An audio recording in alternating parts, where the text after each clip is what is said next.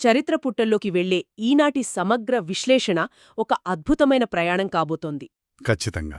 ఆ ఈ విశ్లేషణలోని సమాచారమంతా డాక్టర్ గాంధీ భాస్కర్ పాత్రుడు లంకగారు అత్యంత నిశితంగా పరిశోధించి రచించిన ది ఇన్స్క్రిప్షన్స్ ఆఫ్ లెంకాస్ అనే మూలాధారం నుండి తీసుకున్నాం. అవును. ఈనాటి మన ప్రధాన లక్ష్యం కాకతీయ సామ్రాజ్యంలో అంచెలంచెలుగా ఎదిగిన ఆ లెంక యోధుల చరిత్రను అర్థం చేసుకోవడం. కరెక్ట్. వారు వేయించిన శాసనాలు, వాళ్ల వీరగల్లులు, మరి నాణేల గురించిన పూర్తి సమాచారాన్ని ఆ మూలాధారంలోని ఏ ఒక్క విషయాన్ని వదలకుండా లోతుగా విశ్లేషించడం. నిజమే. చాలా ఆసక్తికరమైన అంశం ఇది. సరే, దీన్ని విశ్లేషిద్దాం. అసలు ఈ లెంకలు ఎవరు? ఒక సామ్రాజ్య ఉచ్ఛదశలోనూ పతనదశలోనూ వీరి పాత్ర ఏమిటి అన్నది ఈరోజు మన చర్చలో చూద్దాం. ఈ లెంకల ప్రస్థానాన్ని అర్థం చేసుకోవాలంటే ముందుగా కాకతీయ సామ్రాజ్య నేపథ్యాన్ని ఒకసారి స్థూలంగా స్పృశించాలి. 12వ శతాబ్దం నాటి మాట కదా? అవును.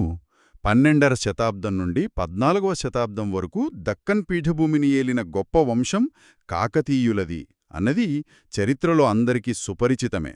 ప్రోలరాజు కాలంలో బలపడి, ఆ తర్వాత గణపతిదేవుడు, రుద్రమదేవి, ప్రతాపరుద్రుని కాలంలో ఉచ్ఛదశకు చేరుకుంది. అదే కదా. హనుమకొండలోని 1000 స్తంభాల గుడి, పాలంపేట రామప్పగుడి లాంటి అద్భుత కట్టడాలు, మరి మార్కోపోలో లాంటి యాత్రికులు వర్ణించిన రాజ్య సంపద, ఇవన్నీ ఆ కాలపు వైభవానికి సాక్ష్యాలు. కాని ఆ తర్వాత పతనం మొదలైంది. కరెక్ట్. 1323లో ఢిల్లీ సుల్తానుల, ముఖ్యంగా ఆ మహమ్మద్ బిన్ తుగ్లక్ దండయాత్రల వల్ల ఆ సామ్రాజ్యం పతనం వైపు మళ్ళింది. అయితే ఈ మొత్తం చారిత్రక క్రమంలో రాజుకు అత్యంత సన్నిహితంగా ఒక నీడలా వ్యవహరించిన అంగరక్షకులు, సైన్యాధిపతురే ఈ లెంకలు. అవును. కేవలం అంగరక్షకులు అంటే సాధారణ సైనికులు అనే భావన కలుగుతుంది కదా? సాధారణంగా అలాగే అనుకుంటారు. కాని డాక్టర్ గాంధీ భాస్కర్ పాత్రుడు లంకగారి పరిశోధన చూస్తే వీరికి రాజ్యంతో ఉన్న బంధం చాలా ప్రత్యేకమైనదిగా కనిపిస్తోంది. ఎలా అంటే? ప్రతాపరుద్రుని వారసులుగా తమను తాము ప్రతీకాత్మకంగా భావించుకునేవారని ఆ మూలాధారంలో స్పష్టంగా ఉంది. అంటే ఇదొక సాధారణ సైనిక విధి కాదు, ఒక పవిత్రమైన బాధ్యత అన్నమాట. దీని మనం విస్తృత కోణంలో చూస్తే ఈ లెంకలు కేవలం కాకతీయులకే పరిమితం కాలేదు. ఓహో, సామ్రాజ్యం పతనమైన తర్వాత కూడానా? అవును. కాకతీయ సామ్రాజ్య పతనం తర్వాత కూడా వీరి ప్రాబల్యం తగ్గలేదు. తదనంతర కాలంలో పొరుగునున్న ఒడిషా గంగవంశం, మరి గజపతుల పాలనలో కూడా వీరు అత్యంత కీలక స్థానాల్లో ఉన్నారు. అంటే ఒడిషా వరకు వెళ్లారన్నమాట. కరెక్ట్. ఒడిషా చరిత్రలో బుధలెంక లాంటి వారి ప్రస్తావనలుండటం, అలాగే పూరీ జగన్నాథ ఆలయ రక్షణ బాధ్యతలను సైతం ఆ లెంక వంశీయులు చేపట్టడం చూస్తే సమాజంలో వారికున్న క్రమశిక్షణ, విశ్వసనీయత ఏ స్థాయిలో ఉండేవో మనం అర్థం చేసుకోవచ్చు. అంటే ఒక నమ్మకమైన సైనిక వర్గం కాలక్రమంలో ఒక బలమైన సామాజిక వర్గంగా ఎలా పరిణామం చెందిందో ఈ చరిత్ర చెబుతోంది. ఖచ్చితంగా. అయితే డాక్టర్ లంకగారి పరిశోధనలో అత్యంత ఆకర్షణీయమైన భాగం ఈ లెంకలు వేయించిన శాసనాలు. అవును. ఆ శాసనాలు చాలా కీలకమైనవి. చూస్తే ఆశ్చర్యం కలుగుతుంది. ఒకవైపు కత్తిపట్టిన చేతులతోనే, మరోవైపు ఎంతటి అద్భుతమైన పరిపాలనా దక్షతను కనబరిచారో ఈ శాసనాలు కళ్లకు కడతాయి. నిజమే. ఈ క్రమంలో ముందుగా కనిపించేది త్రిపురాంతకం శాసనం. అవును, శాసనం నంబర్ 428. కరెక్ట్. ఇది శక సంవత్సరం 1192 నాటిది. కాకతీయ రుద్రయదేవ మహారాజు కింద పనిచేసే ఒక లెంక అధికారి త్రిపురాంతక మహాదేవునికి నిత్యదీపం కోసం ఇచ్చిన విరాళం ఇందులో ప్రస్తావించబడింది. ఇది తొలిదశకు చెందిన ఒక ఉదాహరణ కదా? అవును. ఇక్కడ మనం గమనించాల్సిన సూక్ష్మమైన విషయమేమిటంటే, ప్రారంభంలో వీరు ఆలయాలకు నిత్యదీపాల వంటి చిన్నపాటి ఆధ్యాత్మిక విరాళాలిచ్చే దశలో ఉన్నారు. కాని తర్వాత దశలో ఇది మారిపోయింది కదా? చాలా మారిపోయింది. ఒక 50-60 ఏళ్లు గడిచేసరికి పాలనాపరంగా వారికున్న అధికారం అనూహ్యంగా పెరిగింది. ఈ అధికార మార్పిడి గురించే ఆ గుంటూరు జిల్లా ఎడ్లపల్లి శాసనంలో స్పష్టంగా ఉంది. అవును. శాసనం నంబర్ 499. శక సంవత్సరం 1233 నాటిది. ఇందులో మాయిదేవ లింక కుమారుడైన రుద్రదేవుడు పెనుంగుదురు చెన్నకేశవస్వామి భూములకు సంబంధించి పలు పన్నులను రద్దు చేసినట్లు ఉంది. చాలా పన్నులే రద్దు చేశారందులో. అవును. ఇక్కడ మూలాధారంలో ఉపక్షితి, పళ్యము, పుట్టి, మాడలు, కానుక మరియు దర్శనము అనే పన్నుల పేర్లున్నాయి. అసలు ఇన్ని రకాల పన్నులను రద్దు చేసే అధికారం ఒక లెంకకు ఎలా వచ్చింది? అసలీ పన్నుల స్వభావమేమిటి? అదే ఈ శాసనాల్లోని లోతైన అంశం. ఇక్కడ ప్రస్తావించిన ఉపక్షితి అంటే భూమి పన్ను, పళ్యము అనేది గ్రామ నిర్వహణ కోసం వసూలు చేసేది. మరి పుట్టి అంటే? పుట్టి అనేది ధాన్యంపై వేసే పన్ను. మాడలు అంటే నాణ్యాలు లేదా నగదు రూపంలో చెల్లించే పన్ను. ఓహో, నగదు రూపంలో కూడా. అవును, ఇవి కాకుండా అధికారులను కలిసినప్పుడిచ్చే కానుక, దర్శనము వంటివి కూడా ఉన్నాయి. ఒక రాజు స్థాయిలో ఈ పన్నులన్నింటినీ ఒక లెంక రద్దు చేశాడంటే కాకతీయ సామ్రాజ్యంలో అధికార వికేంద్రీకరణ ఎంత బలంగా ఉందో అర్థమవుతోంది. కరెక్ట్. ఆ డీసెంట్రలైజేషన్ చాలా అద్భుతం. విశ్వాసానికి ప్రతిఫలంగా రాజులు వీరికి సంపూర్ణమైన ప్రాంతీయ అధికారాన్ని కట్టబెట్టారు. పన్నుల రద్దులో వారికున్న స్వయం ప్రతిపత్తి గురించి చెప్పే మరో అద్భుతమైన ఆధారం శాసనం నంబర్ 509. అవును, ఇది శక సంవత్సరం 1236లో పెనుమూలిలో వేయించారు. ప్రతాపరుద్రుని ద్వారపాలకుడైన ఎర్రయ్య లెంక ఏకంగా 22 గ్రామాల్లో ఆలయాలకు మరియు మహాజనులకు గాడ్డుగు, సుంకం, గడ్డిపన్ను లాంటివి రద్దు చేశాడు. 22 గ్రామాలంటే చిన్న విషయం కాదు. అదే కదా! ద్వారపాలకుడు అంటే మనం సాధారణంగా గేటు వద్ద కాపలా ఉండే వ్యక్తి అనుకుంటాం. కాని 22 గ్రామాల్లో గడ్డి పన్ను, సుంకాలు రద్దు చేసే స్థాయిలో ఒక ద్వారపాలకుడు ఉన్నాడంటే ఆ పదవికి అప్పట్లో ఉన్న గౌరవం వేరు అనిపిస్తోంది. ఆ పదవి కేవలం రక్షణ కాదు, రాజుకు అత్యంత ఆంతరంగిక సలహాదారుల స్థాయి అది. నిజమే. ఇదే కోవలో మనం పల్నాడు ప్రాంతంలోని కారంపూడిలో దొరికిన శాసనం నంబర్ 520 అంటే శక సంవత్సరం 1238 నాటి శాసనాన్ని కూడా విశ్లేషించాలి. ఇందులో ఆలవట్టం పెద్దయ్య లెంక ప్రస్తావన వస్తుంది కదా? అవును, ఆ అధికారి సురేశ్వరస్వామికి 8 పుట్ల భూమిని విరాళంగా ఇచ్చాడు. అది కూడా పంగపన్ను లేకుండా. ఇక్కడ ఆలవట్టం అంటే రాజుకు వింజామరలు వీచే ఒక స్థానం కదా? కరెక్ట్. వింజామరులు వీచే వ్యక్తి ఒక ప్రాంతానికి పన్నులు లేకుండా భూమిని దానం చేస్తున్నాడంటే రాజుకు ఎంత సన్నిహితంగా ఉండేవారో ఊహించవచ్చు. పంగపన్ను అనేది పంటలో కొంత భాగాన్ని ప్రభుత్వానికి చెల్లించే ఒక ప్రధానమైన పన్ను. దాన్ని కూడా మాఫీ చేశారు. ఇదే మాయిదేవలెంక ప్రస్తావన పెలకొండూరు శాసనంలో కూడా వస్తుంది.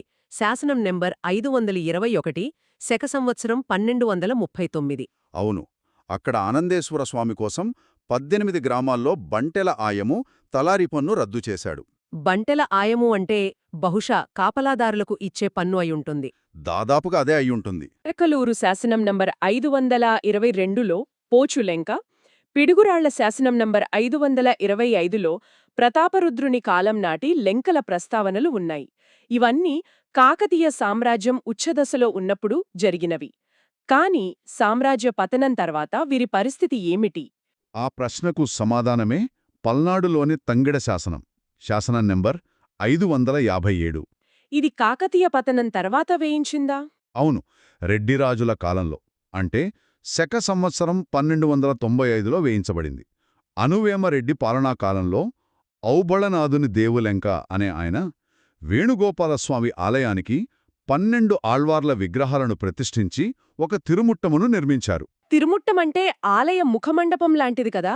అవును, ఒక సామ్రాజ్యం అంతరించినా సమాజంలో ఒక మతపరమైన, సాంస్కృతిక నిర్మాణాలను చేపట్టే స్థాయిలో ఈ లెంకలు తమ ఉనికిని నిలుపుకున్నారు. ఇక్కడే అసలైన ఆసక్తికరమైన విషయం దాగి ఉంది. ఈ లెంకల ప్రాబల్యం కేవలం గుంటూరు, పల్నాడు ప్రాంతాలకే పరిమితం కాలేదు. ఇంకెక్కడికి విస్తరించింది? మనం రాయలసీమ మరియు తెలంగాణ ప్రాంత శాసనాల్లోకి వెడితే వీరి ఆర్థిక ప్రణాళికలు ఎంత పకడ్బందీగా ఉండేవో తెలుస్తుంది. ఉదాహరణకు కర్నూలు జిల్లా పాణెం వద్ద దొరికిన శాసనం నెంబర్ 528. శక సంవత్సరం 1241 నాటిది. అవును. ముమ్మడి జుట్టయ్యలెంక అనే అధికారి వీరనారాయణ స్వామికి మేరలు అంటే వృత్తి పన్నులు విరాళంగా ఇవ్వడమే కాకుండా ఒక స్థిరమైన ఆర్థిక వ్యవస్థను రూపొందించాడు. అదెలా? స్థానిక మార్కెట్లో అమ్మే ప్రతి ధాన్యంపై ఒక తూము ధాన్యం ఆలయానికి వెళ్లేలా ఆదేశించాడు. తూము అంటే ఒక కొలత. ఒక మార్కెట్ ఉన్నంతకాలం ఆలయానికి ఆదాయం వస్తూనే ఉండేలా చేసిన ఒక అద్భుతమైన ఎకనామిక్ మోడల్ ఇది. ఖచ్చితంగా ఆ ప్రణాళిక అసామాన్యమైనది. ఎందుకంటే ఒకసారి భూమి ఇచ్చి వదిలేయకుండా రోజువారీ జరిగే వ్యాపార లావాదేవీల నుండి వచ్చే ఒక స్థిరమైన ఆదాయ వనరును ఆలయానికి అనుసంధానం చేశారు. సస్టైనబుల్ ఇన్కమ్ అన్నమాట. అవును. ఇక తెలంగాణ ప్రాంతానికొస్తే యాదాద్రి భువనగిరి జిల్లాలో దొరికిన 1311 CE నాటి పెద్ద కందుకూరు శాసనం చాలా కీలకమైనది. శక సంవత్సరం 1233 కదా. కరెక్ట్. ఇక్కడ మాదేలెంక మరియు అతని భార్య మల్లు బాలమ్మ ఇద్దరూ కలిసి వరదరాజస్వామికి విరాళమిచ్చారు. భార్యాభర్తలిద్దరూ కలిసి. అవును, ఈ శాసనంలో కేవలం దంపతుల విరాళం మాత్రమే కాదు, ఆ దానాన్ని పరిరక్షించే బాధ్యతను గ్రామస్తులందరూ ఉమ్మడిలా పంచుకున్నట్లు ఉంది. వావ్! అంటే ఇదొక ఆధునిక కమ్యూనిటీ ట్రస్ట్ మోడల్ లాంటిదన్నమాట. ఖచ్చితంగా ఒక వ్యవస్థను నడపడంలో ప్రజలందరినీ భాగస్వాములను చెయ్యటం, అందులో మల్లు బాలమ్మ వంటి మహిళల భాగస్వామ్యం కూడా స్పష్టంగా కనిపించడం ఒక సామాజిక పరిణితికి నిదర్శనం. నిజమే. పరిపాలనలో, ఆర్థిక విషయాల్లో ఇంత పకడ్బందీగా వ్యవహరించిన ఈ లెంకలు అసలు తమ ప్రాథమిక విధి అయిన సైనిక వృత్తిలో యుద్ధభూమిలో ఎలా ఉండేవారు అన్నది ఆసక్తి రేకెట్టిస్తోంది. ఇక్కడ అత్యంత ఆశ్చర్యకరమైన విషయం ఏమిటంటే, ఒకవైపు గ్రామాల్లో పన్నులు మాఫీ చేస్తూ, గుళ్లకు దానాలు చేస్తూ, అత్యంత సహనశీలురైన ధర్మకర్తలుగా కనిపించే ఈ లెంకలు యుద్ధభూమికొచ్చేసరికి అత్యంత కరుడుగట్టిన వీరులు. అంటే వారి సైనిక లక్షణాలు చాలా ఉగ్రంగా ఉండేవన్నమాట. అవును. ఈ సైనిక సంస్కృతికి అద్దం పట్టేవే మహబూబ్నగర్ జిల్లా జడ్చర్ల సమీపంలోని అల్వాన్పల్లి, గోలకిమఠం వద్ద దొరికిన 6 వీరగల్లులు. వీరగల్లులు, హీరో స్టోన్స్ అంటారు కదా. అవును. ఈ వీరగల్లులలో విజయస్తంభాలు, సతీఖల్, ఆత్మహుతికి సంబంధించిన ఆధారాలు చాలా స్పష్టంగా ఉన్నాయి. ఆ 6 వీరగల్లుల్లో డాక్టర్ లంకగారు ప్రత్యేకంగా ప్రస్తావించిన కీల్గుంటె అనే ఆచారం గురించి చదువుతుంటేనే ఒళ్ళు గగురుపొడుతోంది. నిజంగానే చాలా తీవ్రమైన ఆచారమది. రాజు మరణించినప్పుడు అతని మీద ఉన్న అనంతమైన విశ్వాసంతో ఒక యోధుడు తనను తాను తలవరకు భూమిలో పూడ్చుకుని సజీవ సమాధి కావడం, అసలు ఈ స్థాయి ప్రాణత్యాగాన్ని ఎలా అర్థం చేసుకోవాలి? ఆధునిక మానవ కోణంలో దీన్ని అర్థం చేసుకోవడం కాస్త కష్టమే. కాని ఆనాటి లెంకల మనస్తత్వాన్ని విశ్లేషిస్తే వారికి రాజు కేవలం ఒక పాలకుడు కాదు, ఒక దైవాంశ సంభూతుడు, ఒక తండ్రి లాంటివాడు. అంటే ఒక ఎమోషనల్ బాండ్ అనమాట. అవును. ఆ రాజుతో పాటే తమ జీవితాలకు సార్థకత అని వారు బలంగా నమ్మారు. ఈ కీల్గుంటె వీరగల్లులు కేవలం రాతి శిల్పాలు కావు. మరి ఏమిటి అవి ఒకప్పుడు ఈ గడ్డమీద ఒక మనిషి పట్ల మరో మనిషి కనబరిచిన అచంచలమైన విశ్వాసానికి, క్రమశిక్షణకు నిలువెత్తు సాక్ష్యాలు. రాజు మరణాన్ని కూడా తమ మరణంగా భావించి ప్రాణత్యాగం చేయడం వారిని సాధారణ సైనికుల స్థాయి నుండి ఒక అత్యున్నతమైన ఆత్మార్పణ స్థాయికి తీసుకెళ్ళింది. అంటే పరిపాలనా దక్షత ఒక కోణం, ప్రాణాలర్పించే వీరత్వం మరో కోణం. కరెక్ట్. ఈ రెండూ కాకుండా డాక్టర్ గాంధీ భాస్కర్ పాత్రుడు లెంకగారి పరిశోధనలో లెంకలకు సంబంధించిన మూడవ, బహుశా అత్యంత శక్తివంతమైన కోణమొకటుంది. అవును, అదే నాణేలు కదా. కరెక్ట్, నాణేలు. కాకతీయుల నాణేలైన గద్యానాలపై వరాహముద్ర ఉన్న విషయం చాలామందికి తెలిసిందే. కాని ఇందులో ఒక ప్రత్యేకమైన నాణెం ప్రస్తావన ఉంది. ఏంటా నాణెం? ప్రోల 1 కాలం నాటి ఒకవైపు మాత్రమే ముద్ర ఉన్న 9.63 గ్రాముల పెద్ద బంగారు నాణెం గురించి వివరించారు. అవును. ఆ నాణెం సైజు మరియు బరువు చూస్తే అది రోజువారీ లావాదేవీల కోసం వాడినది కాదు. మరి దేనికోసమంటారు?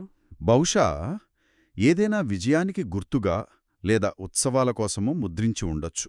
దానిపై రామలక్ష్మణుల బొమ్మలు, అలాగే కన్నడ అక్షరాలలో లెంకకోమ అని ముద్రించి ఉండటం చాలా విశేషం. లెంకకోమ అని వాళ్ల పేరునే ముద్రించారన్నమాట. అవును. అంతేకాదు, అహిత గజకేసరి అంటే శత్రువుల ఏనుగుల పాలిట సింహం వంటి బిరుదులు కూడా ఈ నాణ్యాలపై ముద్రించారు. రాజముద్ర ఉండే ఒక నాణ్యం మీద లెంకల పేర్లు, వారి బిరుదులు ఎక్కాయంటేనే అర్థం చేసుకోవచ్చు వారి స్థానం ఆ రాజ్యంలో ఎంతటిదో. రాజమండ్రి నిధిలో దొరికిన నాణ్యాలు కూడా ఈ కోవలోకి వస్తాయి కదా. అవును. రాజమండ్రి హోడ్ అంటారు. సముద్ర తీర ప్రాంతంలో దొరికిన ఆ నాణ్యాలపై శ్రీశ్రీ లెంకన సింహమ అని చాలా స్పష్టంగా రాసుంది. పైగా ఆ నాణ్యం మీద ఒక పులి, ఒక దూడ బొమ్మలు కలిసి ఉండటం. ఇది బహుశా వారి స్వభావానికి అద్దం పడుతుందేమో. అంటే ఒక బ్యాలెన్స్ లాగానా? అవును.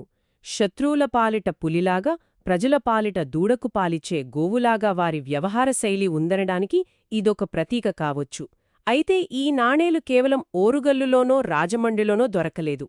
మరి ఎక్కడెక్కడ దొరికాయి? ఖమ్మంలో దొరికాయి, మధ్యప్రదేశ్లోని సోనసరి ప్రాంతంలో దొరికాయి, అలాగే ఒడిషాలోని కొరాపుట్ ప్రాంతాల్లో చిందక నాగులు, మత్స్యవంశం నాణేలతో పాటు దొరికాయి. చాలా విస్తరించాయన్నమాట.